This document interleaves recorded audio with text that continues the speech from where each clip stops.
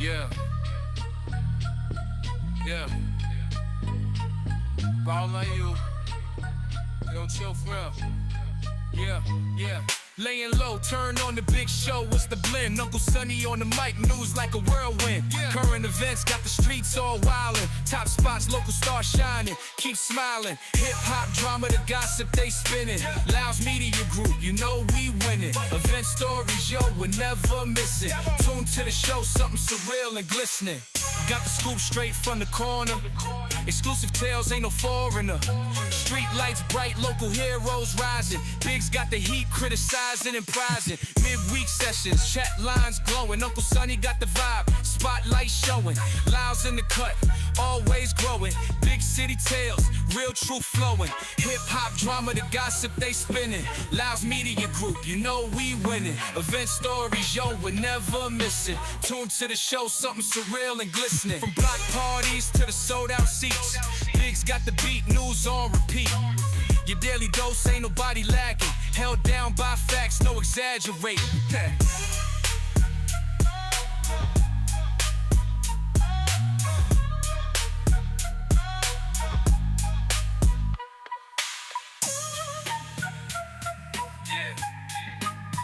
Real true flow. Real true flow. Yeah, yeah. Hip-hop drama, the gossip they spinning. Louds Media Group, you know we winning. Event stories, yo, we're never missing. Tune to the show, something surreal and glistening. We back live again. Sorry for last week. Sometimes things happen. Unfortunately, we back up this week.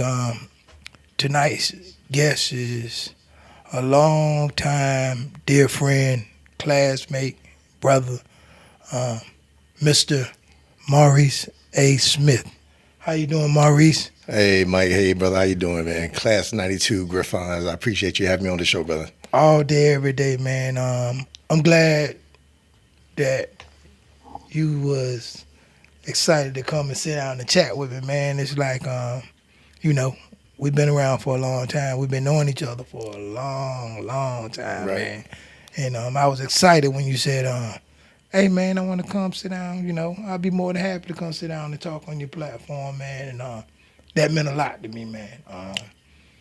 So I thank you again for coming to sit down and chat with us. And we're going to open this thing up tonight about the life of Maurice A. Smith and the things that you are doing.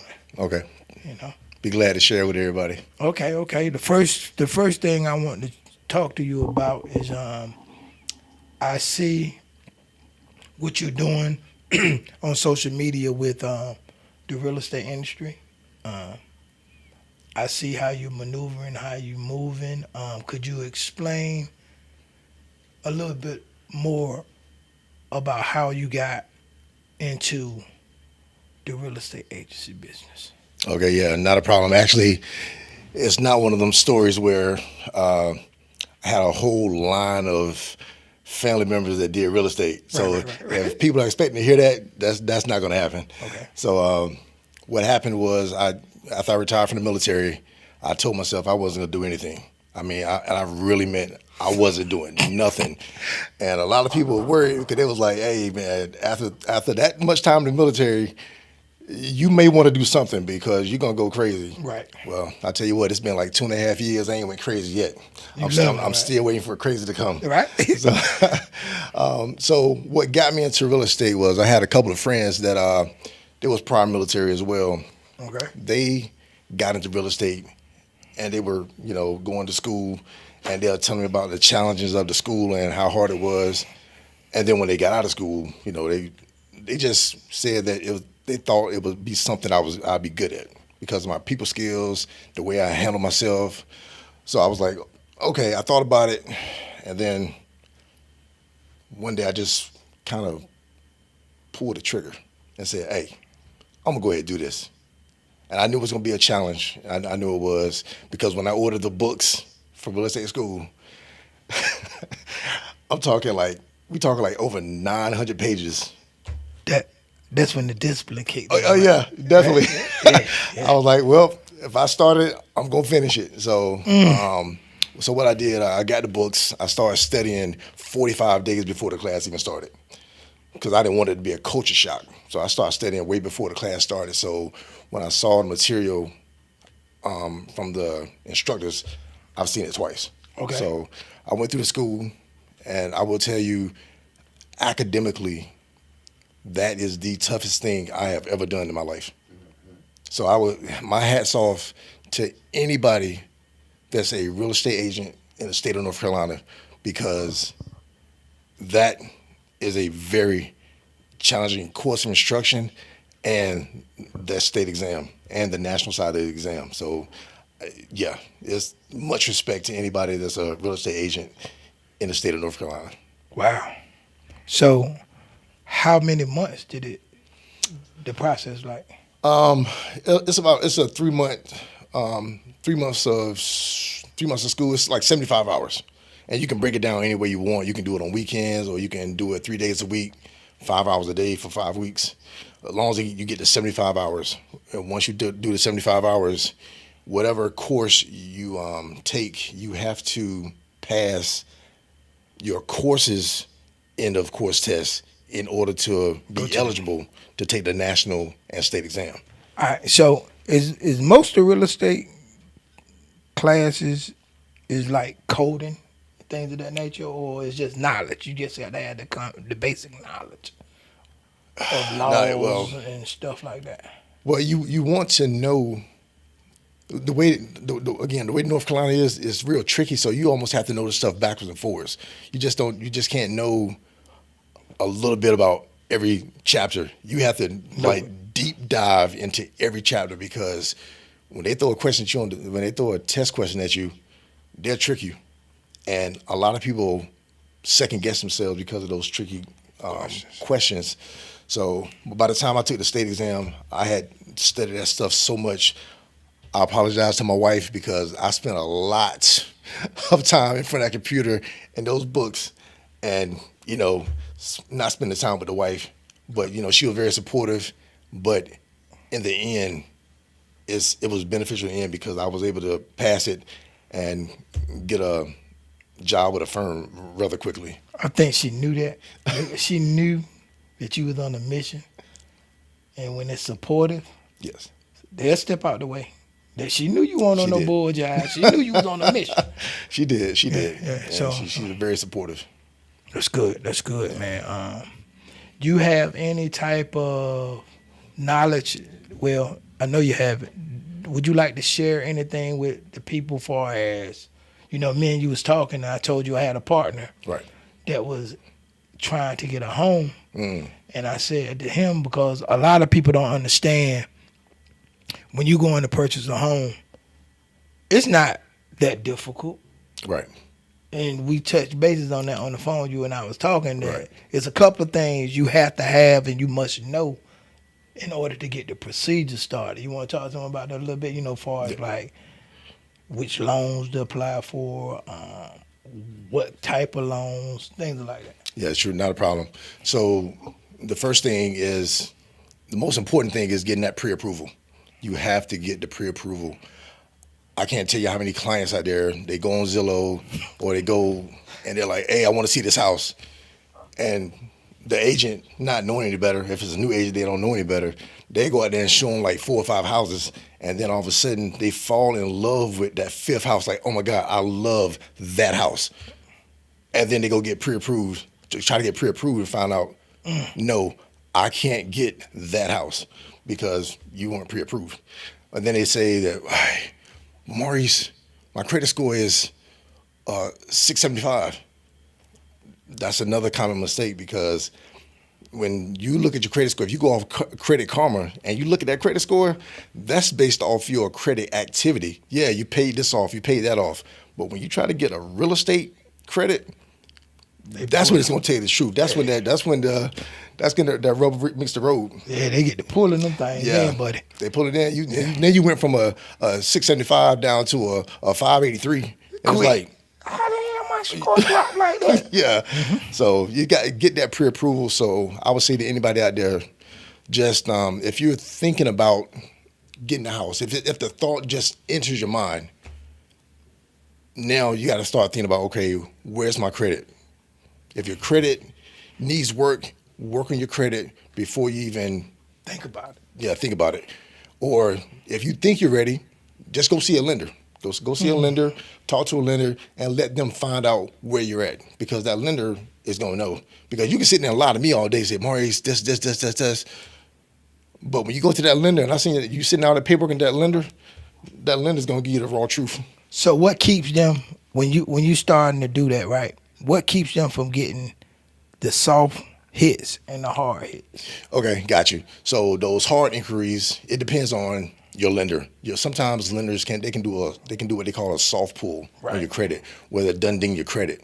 Now, if your lender does a soft pull and the lender feels that your credit score is high enough that it won't ding your points a lot, what they'll go ahead and do that hard pull, because you can afford to lose those 3 points to get a more accurate score.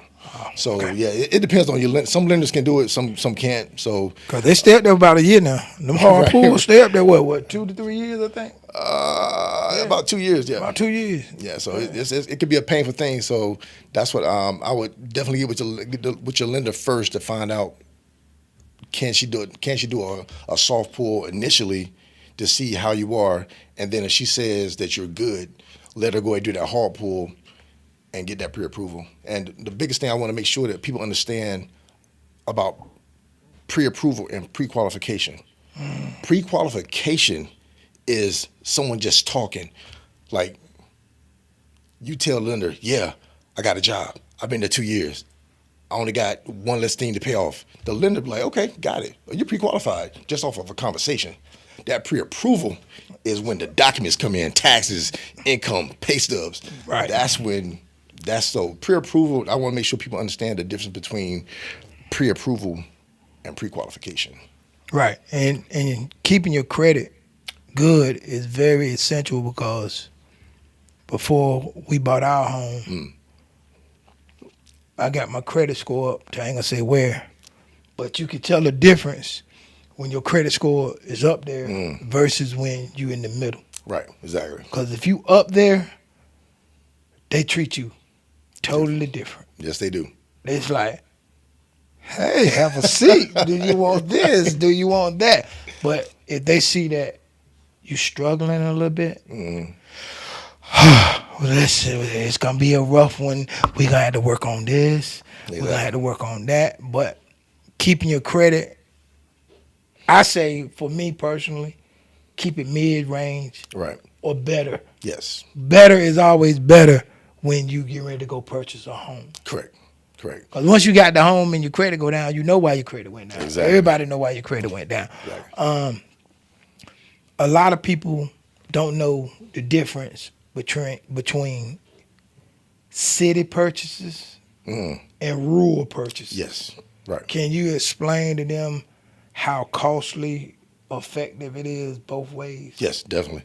So when you got a house in the city, if you buy a house in the city, you're gonna pay those city taxes and those county taxes. So a lot of people, they tell me, Maurice, I can't live in the city. I need to find something outside the city limits. I'm like, okay, got it. Those properties are kind of hard to come by.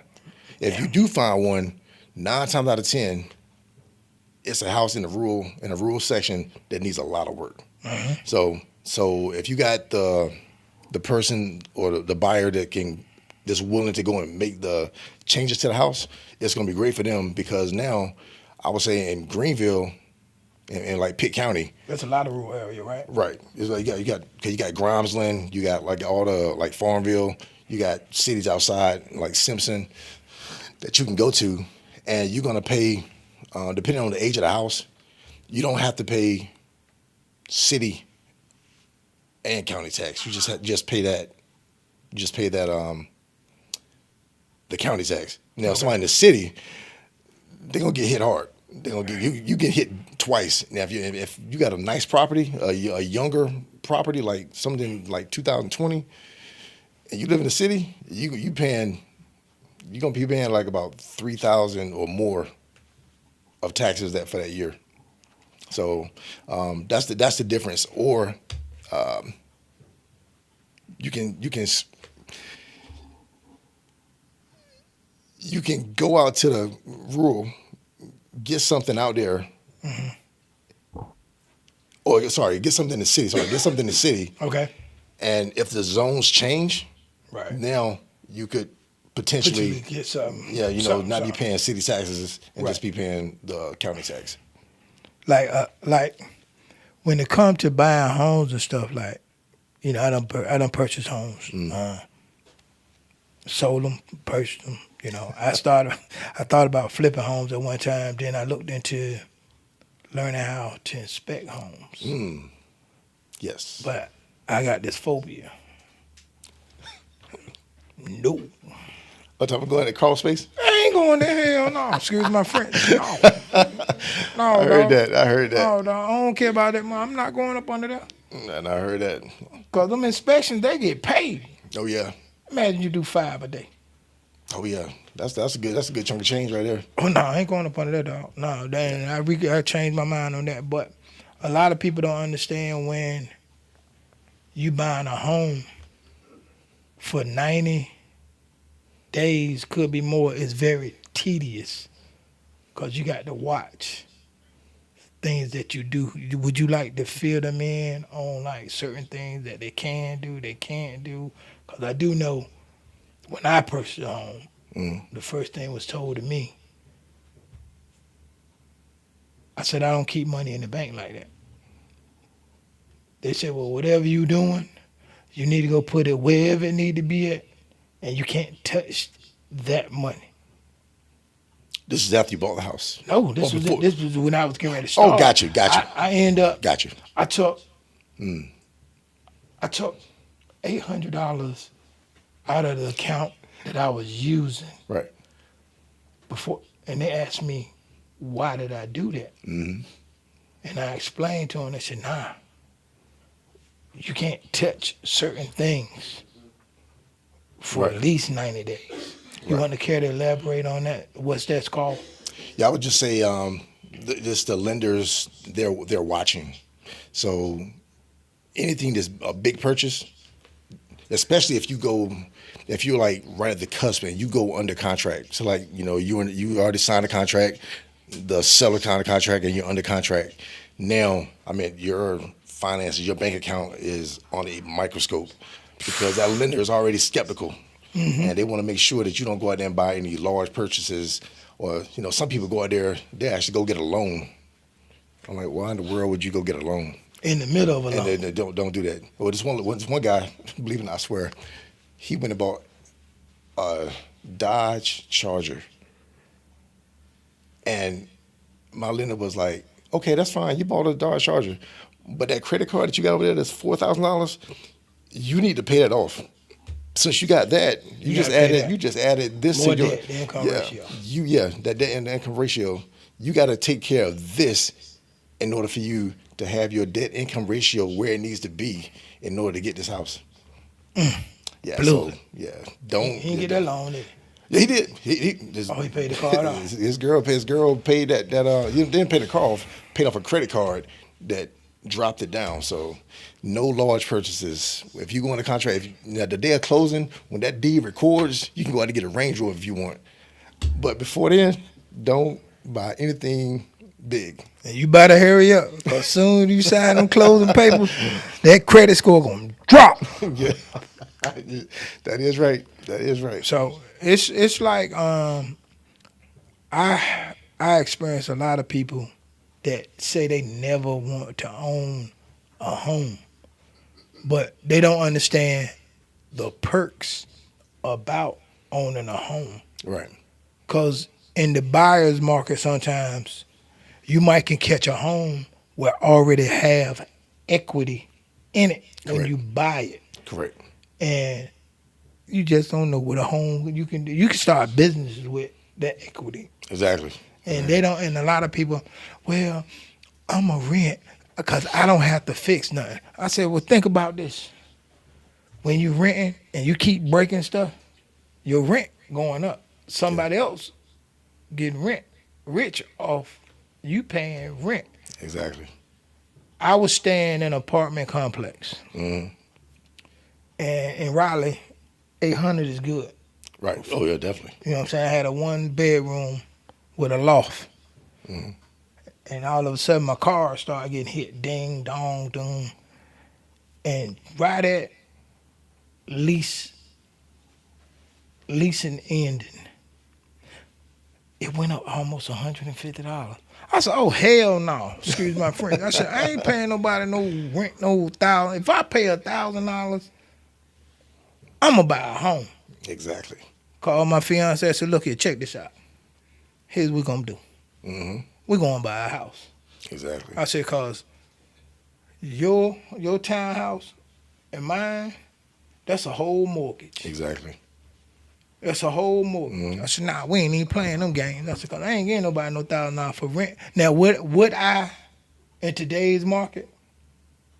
Yeah, because I seen how the house is going. Right. But it won't be long.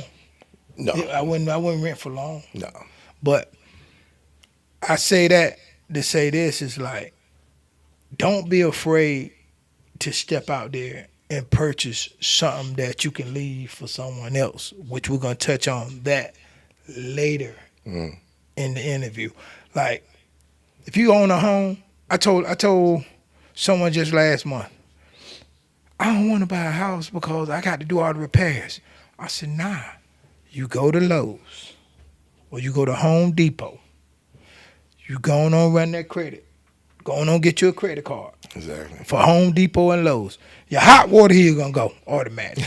That's going to go after so many years. Mm. All right, just in case your AC unit might go. That might be the most expensive thing that you may have to repair on the home is your AC unit and roofing? The roof. And the roofing. Yes. But by you having homeowners insurance, and if it's caused by certain things, they cover a lot of that. So don't be afraid to step out there and try home ownership because it's not bad. No, it's not. bad. No, it's not. It's scary. I mean, because I tell you, when we got our house, I had to give over that earnest money check. I didn't know what I was doing. First time buyer. I paused, and the agent and the wife looked at me like, "Baby, you okay?" Hey, what they tell you about that earnest money if you change your what they tell you about that earnest money if you change your mind on this house? Yeah, you change your mind on this house. After that due diligence period, that earnest money is mine. So, oh yeah, they tell you that quick. It's theirs. So that's one of the things that having a good buyer's agent. The seller don't care. Don't care. He got that. The seller don't care because he's like, the seller agent is loyal to the seller. You need that buyer agent to be like, okay, I'm going to walk you through this. I'm going to explain everything to you. And you don't put due diligence money down on a house unless you know you want it. Is this the house you know you want? And then we'll discuss on how much. I'm going to advise you on how much to put down, depending on how many offers to put on the house. How long the house has been on the market, how many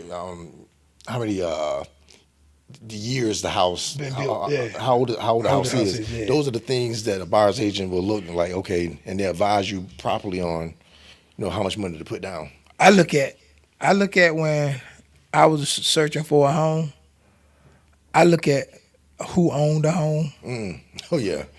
I looked at who owned the home, the area of the home, and if any cars in on the front lawn. Oh yeah, definitely. Yeah. You know what I mean? It's like, I don't like HOAs. I hate them. But at the same time, it's there for structure. There's a purpose. Is that you're exactly right. First week in my community, I parked my car on the street. Citation. No, I want no citation, but I got that damn email. If this car is yours, it must not be on the street, or it would be $100. Wow. My neighbor got charged around the corner $100 a day for 30 days. Oh my God. He bagged his food truck in his yard. Wow. We can't have, in the neighborhood we live in, you can't have nothing with decals on your car. Only people can have that are government people like the police officers. Right. what's the EMS, things of that nature. I said, it's the dumbest shit in the world. I seen a contractor, a contractor who before he moved stayed across the street. And I always wondered why his tailgate was down. All his information on the back of his tailgate of his truck. I said, I know you lying, man, but if and when we do buy another home, I think personally I'm gonna have it built. I told you that I want to have it built up from the ground up because I do a lot of entertaining. Right. And I want a swimming pool in my backyard of my next home. Like we talked about, swimming pools don't add value to homes. Right. It's just an aesthetic. Actually, it could cost you more down the road because they might want the house, but they don't want that pool in the back for legal liabilities. Right. That's right. Now, when buying and closing on a home, it's a good feeling, but it's tedious. Oh, yes. It's very tedious. And sometimes the buyers, they don't even know. All they know is a closing day is on this day. That's it. I just got to show over the check on this day. On this day? But the paperwork to go behind it, oh my goodness. The coordination with the attorneys, coordination with the lenders, coordination with special programs, making sure that certain documents are turned in, inspections, the repair requests, making sure it's turned in before a certain time frame. Oh my God, it's a lot. How was your first closing? After all the things that you've been through with your schooling, getting out there, showing homes, because I understand y'all pain, because we looked at like 8 homes. Right. And I finally told my realtor, I want this, this, this. Don't put me by no rivers. Don't put my house behind this. I don't want to be on no corner. I don't want to be in a cul-de-sac. I gave him everything right out the break. Right. And please don't put me into nothing that somebody done ran down and haven't taken care of. Right. I laid it all out on the table. Exactly. And when he walked me in one house, I told you I sat in the chair. Yeah, fell asleep. Oh, my wife was mad as hell at me. I'm trying. She was hot about that shit. Cause the first house before that, I put earnest money on it. That's how I know about losing earnest money. Woo. And she walked out in the back, and she do all her research on everything. Mm-hmm. She looked up in the damn sky. She saw that whole power line running down the back side of the house, like all the way across. Right. Man, she said, hell no. I said, what? Now, mind you, the house was laid. When I said it was laid, intercom system through the whole house, PA systems, speakers in every room. Like, if you want to go to sleep and listen to the music, plug your daggone iPod in that thing or a phone, and your home room got speakers in the ceiling. She said, oh, no. She said, we can't stay in this house right here. I said, huh? I said, just gave them that money. She said, you better figure out some more, because we ain't getting this one. And that last home I sat down in, like I told you, I don't know if I just got off work or what, but when I sat on them people couches,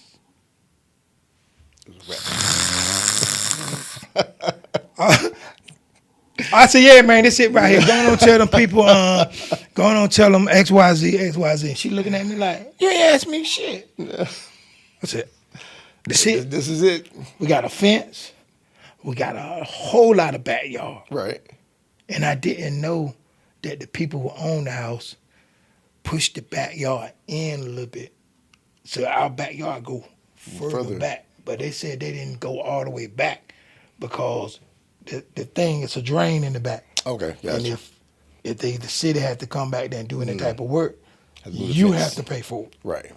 I move that fence. There it goes back down. Yeah, I got you. I deal with what I got right now. I'm straight. Oh, that's good. That's good. My neighbors was nice, but that's good to go. do you have information where people can reach you for your real estate stuff? You know what I mean? Like your website, phone numbers, like just in case people is getting ready to get into the buyer's market, they know how to reach you. Yes, I can give it to you right now. So anybody that wants to contact me, my email is maurice.smith@AllenTate, that's ALLENTATE Phone number, it's a California number, so it's not spam. It's 858-254-2792. And just hit me up, and I'll be glad to help out anybody. Normally, I won't come to Rocky Mountain, but since I'm from here, anybody who wants to get a house here, I'm willing to make the drive to help anybody in Rocky Mountain to get a house. I got you. Hometown native. Like, Yes. a lot of people from Rocky Mountain are doing great things outside of Rocky Mountain and always trying to come back, to pour back into Rocky Mountain. Like, people ask me, where you from? So I'm from Rocky Mountain. Home of the Griffons. Home of the Griffons. Like, I was at work the other day, and this man was training. And the trainer said, Bigz, you might know this guy, man. He from XYZ. I said, where you from, man? He said, I live on Nash County side. I said, oh, hell, he one of them northern trash dudes. First thing I said, he said, oh, you must be one of them sorry Griffons. And I don't know this guy, for real. Didn't know him. And that's how our conversation started over school. No school, yeah. And I hit him with I always hit Northern Nash with this joke. And if I'm wrong, correct me. They learn how to drive by driving them tractors out there in them fields. That's how they got their learning permit. Yeah, we went up on y'all. And y'all can't say our school was on the corner in a neighborhood. No. You had to be different to go to Rocky Mountain Senior High. That's right, different. Now, you do the research on all them folks that came from Rocky Mountain, what they done successful. The inner city kids. We clocked in on everybody. Yeah. What is that? Feel for it? Feel for it. Yeah, give me some more black. Buck Williams. Buck Williams.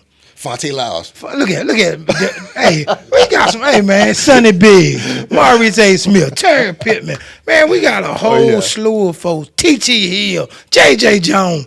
Man, let me tell you something. When it comes to a Griffon, ain't nothing better. Ain't nothing better. Ain't nothing better. We was the only school that had an enclosed stadium. That thing was hot, boy. Oh, yeah. My dream was to walk down that street with that uniform on. They killed our damn dream and built us a new damn stadium. I ain't want to play there. But that grass, let me tell you something about that grass, buddy. Felt good. Felt good. But I would have rather played on that dirt any day because how the stadium was made. Exactly. You had to pay to get in to see that game. Yes. Yeah, Rocky Mountain Senior High. I got sidetracked, started reminiscing, man. I got you, though. I got you. Cause we were trying to get you to play football forever, but you like, nah. I couldn't do it. I couldn't. The pain. I saw y'all in practice. I was like, nah, that ain't for me. I can't do that. That shit was real too. Oh yeah, it was real. I was like, nah. After them Friday night games, and I'm working there harder than Saturday morning. My damn hand look like mittens swole up. I ain't working today. Can't turn your neck. Oh. What? No, I'm good. But we're gonna move on a little bit because you got a couple of more endeavors that you embarking on. If I tell you, paying in on it. Y'all see them damn goods, don't you? Hey, my man is also a personal trainer, and I've been noticing Maurice, like, he been working on his body forever. Ever since he was in high school. I ain't gonna lie to you about that one. You and Wilbur. Wilbur Wright. Here's another one of our classmates. He's the police officer now. Oh, is that right? Oh. Yeah. I remember Wilbur, how he told me his story. We was all in 10th grade. Mm. When I tell you Wilbur broke that story down on how he was going to be successful and what he was going to do, dog, swear he did it. I'm talking about step by step by step. From them 1,000 push-ups a day to him saying, I'm going to be a dog catcher, then I'm going to be a police officer. And damn near about ready to retire. Wow. Rocky Mountain Senior High. Yeah. See how we tied that shit in? Hey, man, y'all ain't gonna talk about our school like that. It's all positive about them damn Griffons. That new school? Yeah. You ever been there? I went in there once. My son went there for like a year. Did they give you the tour? No, I just went to the front office. That was it. I'm gonna tell y'all this right now. You can zoom in if you want to. Any kid that's going to Rocky Mount Senior High, don't take advantage of what they have inside that facility. Your parents need their ass whooped. Because I tell you, they got a culinary school inside there. Oh, wow. They got a mechanic shop inside there. Not one bay, 4 bays. What? A professional, man, they even got a fire department in the school, dog. With a real fire truck inside the damn school. And guess what happened if they take this class a senior year?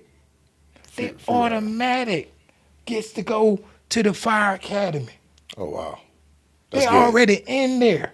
Man, y'all take advantage of that stuff they That's giving y'all, man. I was around there talking shit. I'm sorry, I done got mad about that thing. Because I looked in that trophy case and they ain't see our trophy in there. And I really I said, where the principal at? I said, where the principal at? I said, hey, man, you missing something in that trophy case, dog. You need to go to the locker somewhere, storage on, and find our picture and put that thing up in there. Because we put that work in that year. 91, we put that work in. Oh, yeah. It felt good to go to a game, Maurice, and we already know we won before we got there. I said, JJ, you scored the first series. They won't score no more than halftime. They won't score till halftime. Want to get across half field.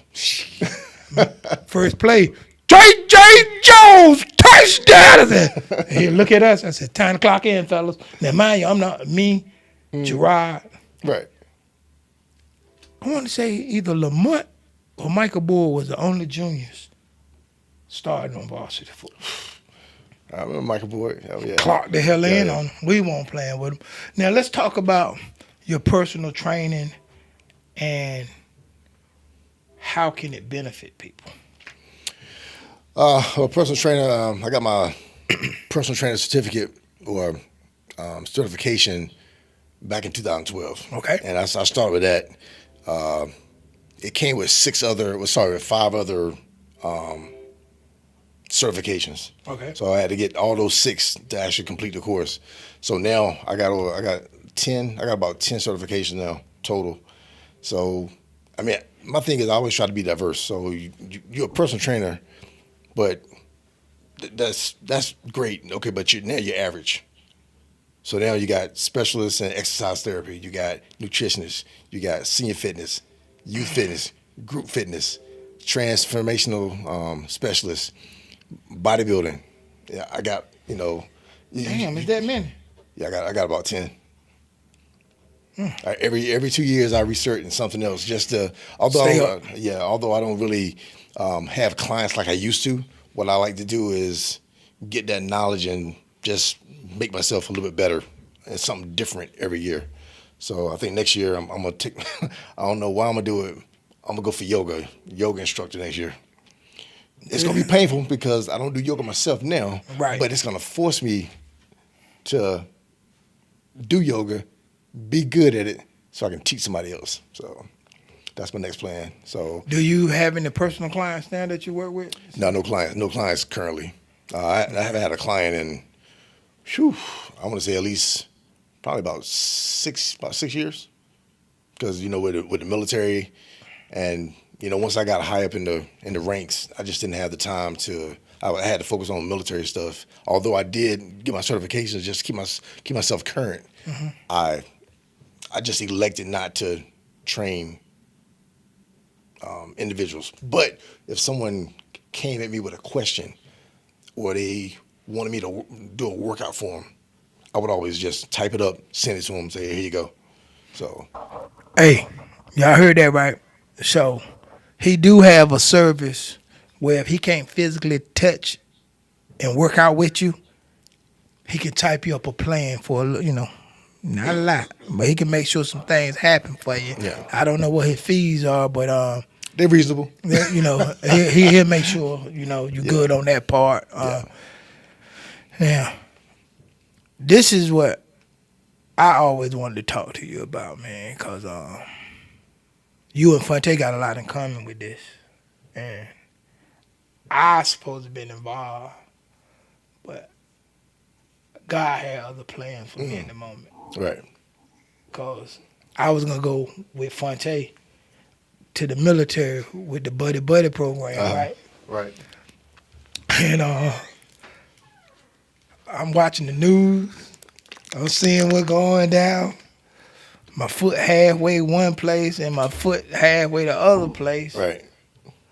I said, "Forte dog, I don't think I'm gonna do that, man, cause they gonna fuck around. You going straight to the damn wall." I said, "I'm just, hey, look, man." Fonte walked in the house after basic training. Cut up. No, What? man, I'm going to go to damn Kuwait. I said, "Man, I know you lying. You don't talk this shit up, man." I said, "Whew." First thing I said, "Whew." I prayed for him the whole while he was over there. Yeah. Whole while he was over there. And when he came back for them 30 days, boy, I said, hope he be all right when he go back. Because when I tell you 30 straight days, the projects knew we were there. We had a blast 30 straight That's outstanding. days. That's outstanding. Welcome home, man. Bro, hey, man, you home. We're going to turn all the way up now. No doubt. Hey, look, you know he loyal. When I had a Volkswagen, right? I kept my little punch buggy. Okay. We had to push start or something. Hey, don't nobody know about the struggle black. Hey, you can look down in the floor pan and you see them in the street, dog. Oh, man. I said, we're going to fix all this, dog. Soon I get some money. I ain't never let my car go until I got older. But to swing back around, I want to talk about your military experience and how it molded you, how it turned you from a boy to a man. Okay. Got you. And what branch were you in? I know what branch you was in, but what made you decide to go to the Marines? Okay. Yeah. My decision to go to the Marines happened at a very, very young age. I'm talking like the age of like 10. Huh? I You was all ready to do something at the Yeah, I age was- of 10. That's what it was, Black. Hey, Black. He said he got to get conditioned. I ain't playing. No, I got something I got to do. Oh yeah, the age of 10. You when knew I- at the age of 10. I knew at the age of 10 exactly what I was going to do. Which was another reason I kind of, when I got to high school sports, I kind of stayed away from You because did. You was on the mission. yeah, I just didn't want to get hurt. Hey, you If should I have get told hurt- somebody, man. Yeah, Now I just see it couldn't get different. out. I see the damn picture now. Yeah, I just couldn't, especially when I actually signed the contract, to go into the Marine Corps. I was very careful about everything, who I hung out with, where I went, playing sports, like even the pickup games I used to play at South Rocky Mountain Community Center. I even stopped that. I stopped doing backflips and stuff. I stopped doing almost anything that could possibly injure me before I got to Paris Island. I can say I completely stopped, but I seriously limited a lot of things. And but my grandfather was the reason I decided to go to the Marine Corps. I didn't find this out till later on. I mean, we talking like a few years ago. But my grandfather, World War II, he was one of the first black Marines in the Marine Corps. He was a Montfort Point Marine. Oh, wow. Yeah, and he went down there in 1943, went down to Camp Johnson down there in Jacksonville. Well, it's in Jacksonville, North Carolina, Camp Montfort Point, but now it's called Camp Johnson. Okay. But he went there. That's where all the black Marines got sent. All the white Marines were sent to Paris Island. So they had segregated training. Okay. So he went down there, and he was just one of the first black drill instructors in the Marine Corps. So once I didn't know he was a drill instructor, but it was something in me because I became a drill instructor as well back in 2001. So it was something about that legacy that I just wanted to continue. Now, I didn't know his struggles. I didn't know the things that he had to go through until later on. But that really solidified the fact that what I was doing, the time I stayed in, was well worth it. Because now I have a family member, World War II veteran, Montfort Point Marine, numerous campaigns overseas, one of the first black drill instructors in the Marine Corps. he put me on. I didn't even know it, but he put me on his shoulders to carry on the legacy that I did. And when my son called me and told me, he said, "Dad, I'm thinking about going to the Marine Corps." I never wanted to push my kids into the service. You know, fill it out yourself. yeah, because it's gonna mean a lot. It's gonna mean so much more if you made the decision on your own without your parent pushing you to do something. And when he said it, in my head, I was like, outside, I was like, all right, okay, that sounds good, man. You know, When you got by yourself, what did you do? man, I almost started crying. I was so happy. I was like, oh my God, my son, yeah, that's what I'm talking about. You know, and the whole time he's asking me questions. I'm like, son, I can tell you some stuff. I can't tell you everything because I don't want to ruin the element of surprise. So, you know, he went through it. Me and the wife, I'm gonna stop saying the wife. I'm gonna say my baby, Norkina Smith. We went out to San Diego, watched his graduation, and for me it was a surreal moment because although I went to Parris Island as a recruit, I was a drill instructor in San Diego. Wow. So I trained recruits on the same parade deck that he walked on. So for me to go back there and not only see recruits walking, but to see my son as a recruit getting ready to be a Marine, I Tears just couldn't hold back. I couldn't hold it, man. I know that's right. It was just something else. Because you got to be built different to be a Marine. Yeah, so I tell you, hey, no pun intended, but those screws got to be loose to be a Marine. Woo! I tell you, boy, 0 to 1,000. yeah, fast. Fast. Yeah. And I'm tell you right now, the day that I went to boot camp, when I got off that bus, First day. my first thoughts was, what did I get myself into? I literally said, what did I get myself into? But anybody that knows me, they know who I am. When I start something, I don't care how hard it is. I don't care what it is. I'm going to finish. I'm going to finish it. And so I got off that bus and I said, I'm not going back home until I'm a Marine. And it did get cut short a little bit for like my third weekend, the boot camp. Got a phone call to my father got killed. So I had to leave boot camp for about 4 days, go home to his funeral. Right. And they said I could stay for a week, but if I stayed a week, I would have to get dropped to another company. Right. And I was like, well, 4 days a week, he's not coming back. I gotta carry on. So I did my 4 days. I came back, and that's when the man came out of me. That's when the man came out, and I was like, yeah. I honestly believe when I came back from that funeral and I came back to Parris Island, walking back into what I knew was tough. Going into I didn't know. When I came back to that, knowing what I was coming back to, I was like, yeah, no, that was man time right there. So I feel you on that one, man. I understand totally how you felt on that one right there. Because to lose a parent, you already in the middle of something, yeah, it could do two things. It could make you or really break you. yeah, you're exactly right. And probably the only thing I say, his spirit jumped into you and clocked in. Clocked in. Yeah. Go Mo, son. Then the granddaddy saying, you got a job to finish. You gotta finish. You got a mission accomplishment. That's what we do. Mission accomplishment. How many years did you serve? I did 30 years. 30. Yeah, from 1992 all the way to 2022.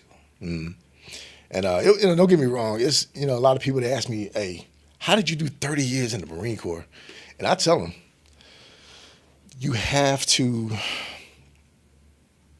do different things. Like, because you can, if you do one thing for 30 years, you'll burn yourself. I'll say for 10 years, you're going to burn yourself out. So what I would do at my regular job, and then I go like be a weapons instructor, come back, do my regular job, go be a drill instructor, come back, do my regular job, I was an officer, I was assistant Marine officer instructor at UCLA. So I was over there training the Naval ROTC. So I did that for 3.5 years. Went back to do my job. Then I went to New York for our independent duty. Okay. I did that for 3 years, and then I went back to my regular job. And that's what keeps it interesting. Going back and forth and doing different experiences, going to different units, being diverse. Because you can go to the air wing unit, you can go to the ground side, you can go with the infantry, you can go to the air wing. Just go to different spots so you can see the whole. And what it does, when it's time to get promoted, the promotion board they look at you different because okay, he's done this, been here, and with anything with the military, they're gonna ask you a lot of times, what have you done for me lately? Okay, you want to get promoted. What have you done? What are the hard things you've done that other people didn't want to do? And walk through this damn door, Sergeant. I'll tell you, boy, I probably done more push-ups than the law allowed. That boy, they probably would kill me. Oh yeah, man, I thought they would kill me. I wasn't perfect. Don't get me wrong. 30 years, I made some mistakes. I feel like this about the military, any branch. Kids, if you don't have no structure in your life, I might be wrong, but if you don't have no structure in your life and you need stability and some willpower, there ain't nobody telling you go to the military and just go straight to infantry. Right. Because it's all different parts of the military. Exactly. Sometimes, like when Fonte broke it down to me, I'm thinking certain things. But after he broke it down to me in the knowledge of the military, you might be 500 miles away from some stuff going on. You're not right there in the middle of it every day. Exactly. So pick and choose like what you need to get out of it. Weigh your options. Weigh what you need to see. You know what I mean? Exactly. Like I'm not opposed to military because had I went, I'd been getting out 30 years later because once all them benefits, I'm thinking about the back end of this thing. Exactly. You ain't got to pay for no insurance.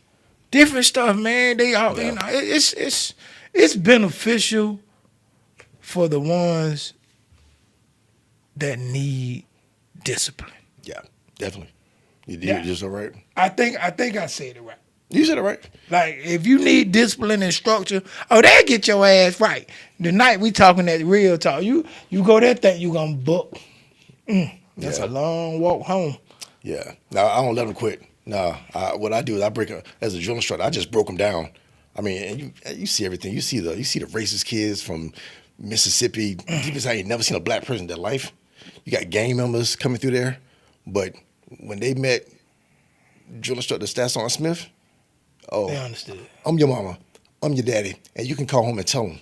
Because that's how it was. Because I'm going to break all that nastiness that you got into you, I'm going to get it out of you one way or another. So it's going to be train the pain. Now I'm going to ask you this. I don't know if you can answer or not. Okay. But for the ones that was like gang members and racists, did you see a difference after basic training? Oh, yeah. Big time. I mean, you saw it within 6 weeks. Because there are tools that I use to make sure that, when you go back home, if your parents are racist, got it. You go back home, you won't be, and they might be kicking you out of the house because your views are gonna be different. Because there's certain ways to get around it. Like you got the white kid who ain't never seen a black person, been saying the N-word his whole life. Okay, got it. Been calling Hispanics wetbacks their whole life. Got it. Okay, so this is what I'm gonna do for you. Your rack mate is gonna be black. God, you sent him to the dungeon. Yeah. And I made sure that he had an Asian, every different nationality around his bed. When he went and showered, the rain tree, the four showers, you shower with a different nationality. I made sure you did. When you ate at a chow hall, you ate with a different nationality. You broke the racism. Yes. I showed him that when they bleed red just like you. When they hurt just like you. They are no different than you. So that's what you have to do. Because you want to make sure that in 90 days, you're doing something that their parents couldn't do in 18 years. And I'm doing that in 90, and we are doing that in 90 days. They really got to be up underwater that long, dog. How long? What, 2 minutes, 3 minutes? No, they don't go in the water that long. I mean, they in the water, but they're not underwater. What's it though? That's Navy SEALs. That's probably Navy SEAls, and they down there for like days. They down there for like hours.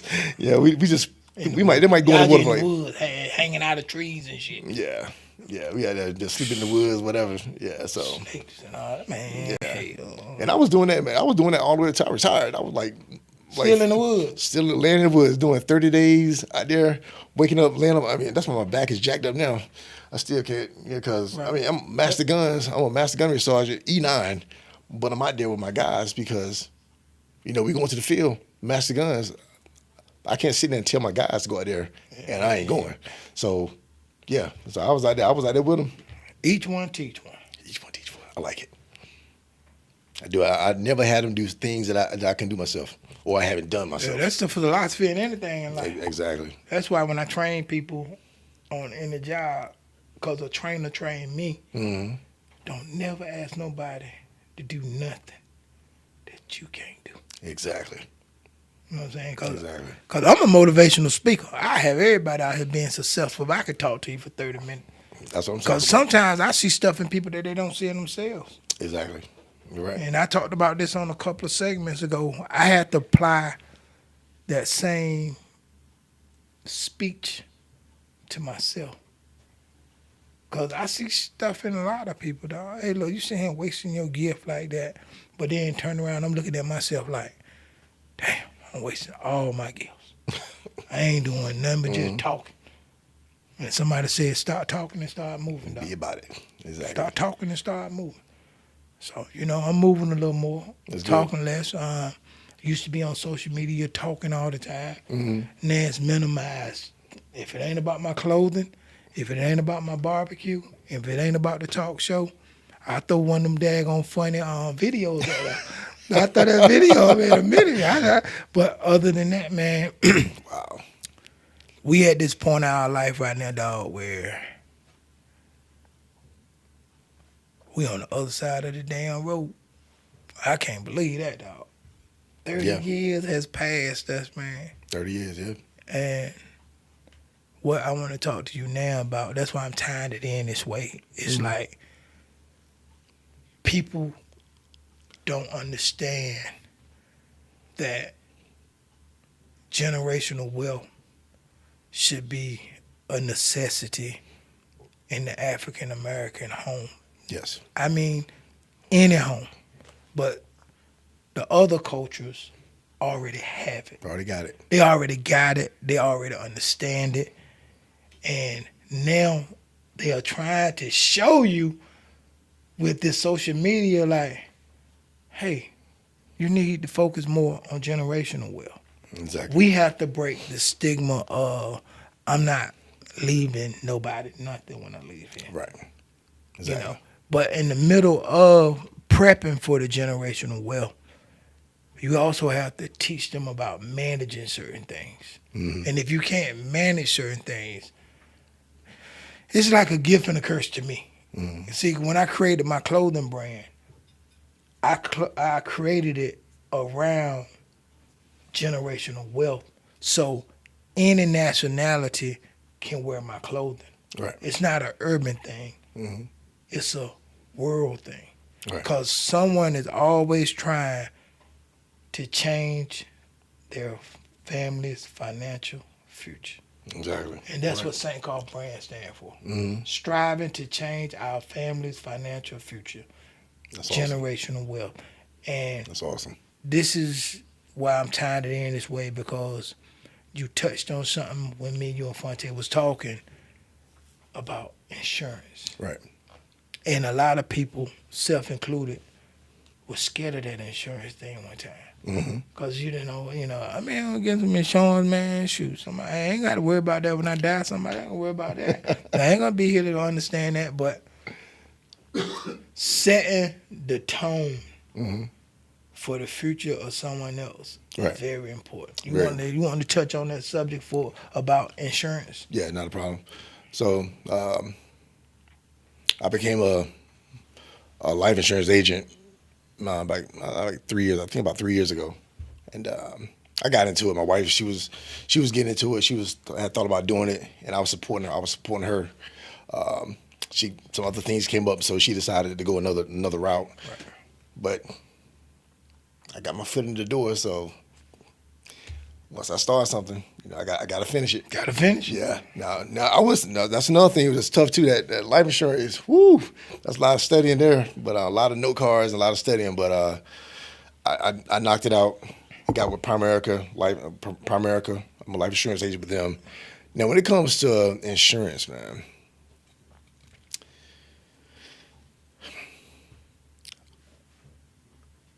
us as a community, black community,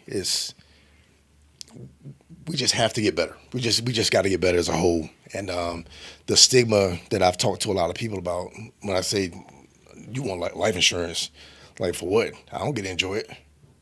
I'm like, you're not supposed to. It's not for you. Not for you. It's not for you. It's for your family. That's where they don't understand. When I talk to them, I tell them,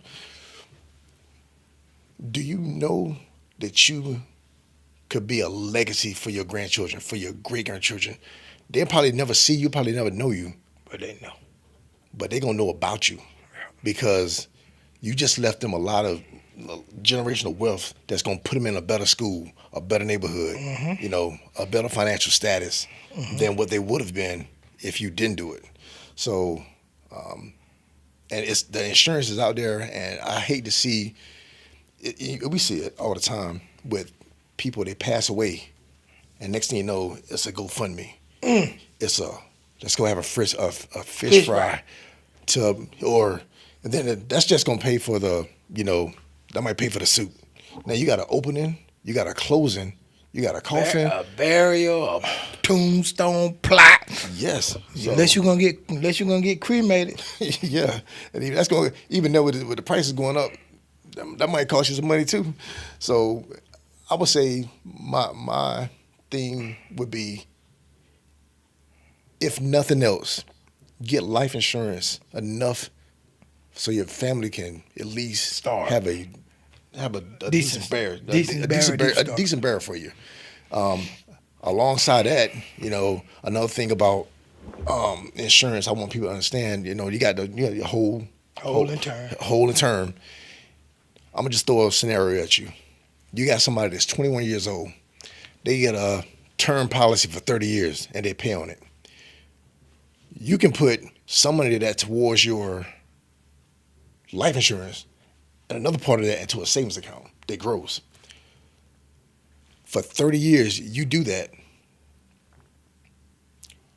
At the end of the 30 years, you might have enough money saved up that you may no longer need life insurance because you got some money saved up that you don't even need anymore. So, and at the age of 21, your life insurance policy is going to be pretty cheap. Pretty cheap. Yeah, so somebody that's 50 is going to be a little bit God, boy, that's on that damn quote. I said, I know you lying. What? Yeah. Now, anything over 50,000? Yeah. Oh, you in trouble, Jack. You over 50 years old, boy. You better not smoke. You better not drink. Nothing. You better Man, you better be healthy as hell because you go in that bullshit and tell about you a smoker. Oh, 129 a month or more. Yeah. Oh, God. Yeah, I've seen policies go up from somebody said they stopped smoking 2 years ago. That policy just shot up like, oh, my God. And they couldn't afford it. They couldn't afford it. So it's I would just say life insurance is necessary. Necessary. Yeah, because somebody told me, this one guy told me who got me into this. He told me, he said, people that insure their houses, they insure their cars. Mm-hmm. They don't insure their bodies. Don't insure your life. Why not insure your life? Life, yeah. So, and that's a valid point. So, my advice is just go out there and get some life insurance. Just get some. Just enough, if minimum, enough to make sure that your family, they're already going to go through enough grief when you pass. They got to worry about burning. And then they got to worry about, throwing you to the ground and how much it's going to cost and things like that. So just kind of keep that in mind when you get life insurance. So, hey, go out there and talk to them. Give them a call for some insurance, man. Maurice, he's very reputable. He knows what he's talking about. It's very much is needed, That's why I say you always make sure you take care of the people around you. Exactly. That's what that's about. That's why it's generational wealth, Mo, I tell you, man, you really enlightened me a lot tonight. That explains your whole demeanor, your whole life, man. And now I understand it. Mm-hmm. When you said what you said, when you said 10 years old, you knew what you was gonna do. Guess what I tell everybody that I love? What's that? Hey man, by the time you in the 4th, 5th grade, you about to start figuring this thing out. Exactly. I said, Right. cause don't be at graduation hugging everybody and they said, hey Big Mike, what you gonna do tomorrow? I don't know, man. I don't know, man. You gotta have a plan. You gotta have a plan before and to execute it to the fullest. Exactly. You're exactly right. I want to thank you for coming here tonight, man. It meant a lot to me because, like I said, you are a Smith. I'm a Smith. Right. So that holds dear to me, you know. We've been friends for a long time, over 30 years. Mm-hmm. And I've been proud of you ever since you left school. I watched your whole career. I ain't never tell you that, but I watched your whole career. I appreciate that, man. I seen the growth, the maturity, and I like it, man. I appreciate it. It's very well respected, and I appreciate you being a role model to me as well in the adulthood. Yeah. You understand what I'm saying? I got you. In adulthood. Yeah, I got you. I want you to shout out your subsidy business with you and your wife. Give her plug. Okay, got you. So people understand about Buddy. Got you. You know Understood. what I'm saying? All right. So, to my beautiful bride, Miss Norkina Bryant, she always had a dream of having a food truck. So for 3 years she searched, and then one day I think she just made a wrong turn and went down the street down in Greenville, and she saw a food trailer, brand new, and she looked at it, came home and saw me, and she was like, "Babe, I saw a food truck. Can we go see it?" I'm like, "Yeah, let's go check it out. Let's go check it out." Got over there, saw it, brand new. Guy came out there, opened it up for us, and she said she had to have it. So I was like, all right, well, let's see what we had to do. So what we did, nobody had put any money down on it. So we got $500, just put it down for them to hold it. Came and picked it up like 2 days later, got it to the house. Now, mind you, I drive a truck, but I have no idea how to drive a trailer. Oh, he don't understand. Well, it was a learning experience. Did bro. you figure it out? Oh, I figured it out. See, that's shit I'm talking about. Hey, look, this is the end of the show, but that's shit I'm talking about. Hey, look, I drove trucks, right? Yeah. And the hardest part is a short-ass trailer. Yes. They said the big trucks, the big trailers, the 53-footers, you can bag them 10 times easier than you can a 26-footer or a 12-footer because of the distance or whatever that go. I'm gonna let you finish this. I was dropping off some stuff at the garbage pile, and I had a trailer on the back of my wife's truck. Right. I'm backing up. I heard the man yell out, "Oh hell, we got a new one, can't drive." I said, "What?" He said, "Turn the wheel the other way. Turn it the other way." Opposite way. Man, I'm talking about he guided me in, right? Right. You know that man told me, "Man, get the hell out your truck, man. Let me bag this thing up for you." And look, he working the thing, man. I said, "I got it, man. Tell me what to do." And so I figured it out. Yeah. When I went to training, the man said it's like a duck. Mm-hmm. It's like the duck. And I figured it out. Oh, yeah. But the name of her business now is It's Buddy's Girl. Buddy's Girl. Buddy's Girl. And a lot of times we go places, they be like, "Hey, are you Buddy?" I'm like, Oh shit! That worked out. I am not. That shit worked. That was gonna be his next question. Oh my God. Nah, Hey, Buddy. No, I ain't Buddy. Hey, Buddy. I'm not Hey, you know what you need to do? Get a shirt to say, I'm not Buddy. "I'm not Buddy," or Exactly. either "I'm Buddy." I told her that I was gonna get a shirt saying that read, "I'm not Buddy." Oh, that's word. Yeah. Buddy's Girl. Oh shit. Yeah, I'm not. Buddy's her dad passed away back in December of 2019. Okay. And she named the truck after him. That's all right. So, but yeah, she when we first started, we started back in we got it in May of 2023. May of 2023. And when we first started, we was out there looking for gigs, trying to get it going, trying to find, asking around. But then after about a year, she won't look for work. People were reaching out to her because the product she put out, the food that she puts out is so good. Those cheesesteaks, the chicken cheesesteaks, bologna burgers, sausage dog, man, it's phenomenal. And when people eat it, they always come back by the trailer, like, hey, oh my God, the food was great, you know. And people ask for cars, and they love the food and they love the name. So we get asked to come back to certain places, like the breweries, and down in Greenville. We do that. The festivals, like in Macclesfield, down in Baggrass and Winston. It's a unique name. Yeah, You got to understand that. That's the first thing they taught me in marketing. it's the name. It's the name. Yeah. It's the name, and then she put something behind the name. Yes, she did. She put that quality behind it. Yes. See, by me being in the food thing, I focus on quality. Right. Exactly. And she put a name, and then she put the quality behind the name with the service. Exactly. So, hey, Exactly. It's great.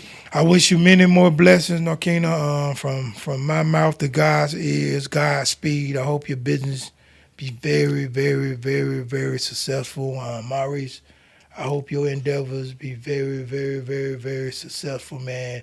And I personally want to thank you for coming on the Uncle Sonny Bigz show. Oh, man. And maybe we can do a recap in definitely. 6 months to a year and see Okay. where you at.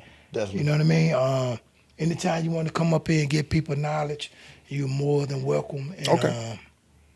I'd like to thank you again for coming through, and for all my supporters out there that watch and tune in. I want to personally thank you guys for watching and showing me support. Like I said, when I started this show, I didn't know which direction I was going with it. I didn't know if I was going to be comical up here, but God led me a different way. He led me to the way of entrepreneurship and testimonies. So that's how the show is being directed. It's going to get better and better and better. Y'all head on over to the YouTube page, the Uncle Sonny Bigz Show. Not the Big Sonny Show, but the Uncle Sonny Bigz Show, and subscribe. Only need 5 more subscribers. I got 4,800 and I don't know how many friends. But my best friend told me when it's authentic, that's when you appreciate it more. So I only need 5 more subscribers.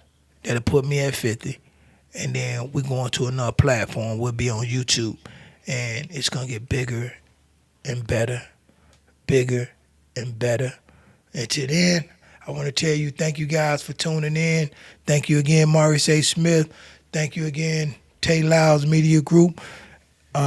This your man's Uncle Sonny, your favorite uncle. Come sit down and chat with me and tell me what you got on your mind.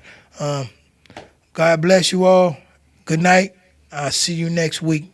We got a boxing champion coming through here next week. Good night, y'all. Y'all have a good night. Signing out. Yeah. Yeah. Ball on you. They don't chill for real. Yeah, yeah. Laying low, turn on the big show, what's the blend? Uncle Sonny on the mic, news like a whirlwind. Current events got the streets all wildin'. Top spots, local stars shining, keep smiling. Hip-hop drama, the gossip they spinning. Lyles Media Group, you know we winning. Event stories, yo, we're never missing. Tune to the show, something surreal and glistening. Got the scoop straight from the corner. Exclusive tales, ain't no foreigner.